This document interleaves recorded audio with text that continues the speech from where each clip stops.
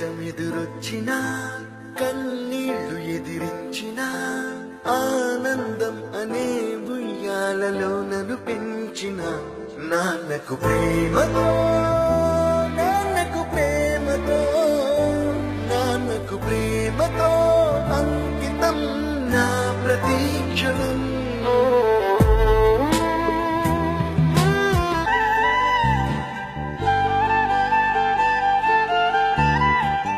ఇద్దరు నడుచుకొని పోయిన రోజులు ఉన్నాయి, ట్రాక్టర్లో పోయిన రోజులు ఉన్నాయి, ఎద్దుల బండిలో కూడా కూలీలకు అన్నం తీసుకొని పోయిన రోజులు కూడా చాలా ఉన్నాయి.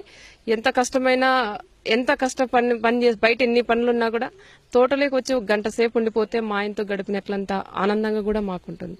నేను మా కుటుంబ సభ్యులు కానీ ఎవరు వచ్చినా కూడా ఫస్ట్ ఈ తోటలోకి వచ్చి ఇంటికి వచ్చి ఒక గంటన్నా ఇక్కడ మేము స్పెండ్ చేసే వస్తా అంటారు పిల్లలు కానీ వాళ్ళు. ఈ తోట అంటే అది చెప్పేదానికి కూడా కాదు, చాలా మంది ఈ తోటలో తనతో పాటు పని చేసిన వాళ్ళు కూడా ఉన్నారు. వాళ్ళకి తెలిసి ఈ తోట గురించి పరిటాల నేనే దారిలో వెళ్ళినా ఏ అడ్డు నన్నాపినా నీ వెంట నేనున్నానని నన్ను నడిపించిన నాన్నకు ప్రేమతో నాన్నకు ప్రేమతో నాన్నకు ప్రేమతో అంకితం నా ప్రతీక్షణం.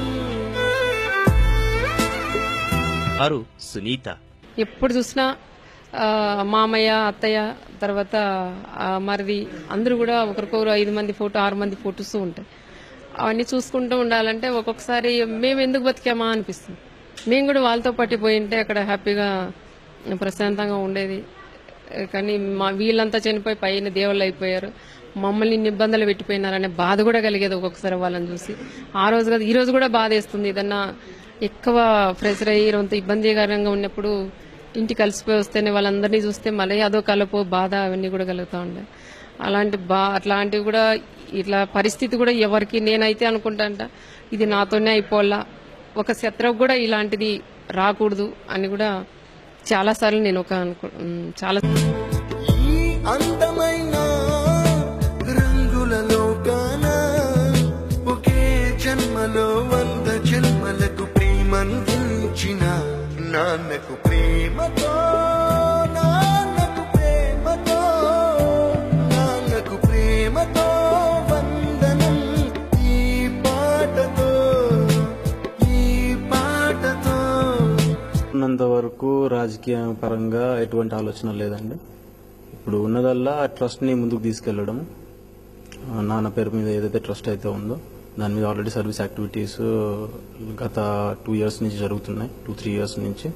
దాన్ని ఇంకొంచెం బలోపేతం చేసి ఇంకొంచెం బాగా జనాల్లోకి తీసుకెళ్లాలనే మోటివ్తో వచ్చి దాని మీద ఇన్ని రోజులు 1 year నుంచి ఫైట్ చేస్తున్నా. కానీ ఒకరిని చంపడానికో లేకుంటే ఎలక్షన్లో పార్టిసిపేట్ చేయడానికో యాక్షన్కి దూరంగానే ఉంటూ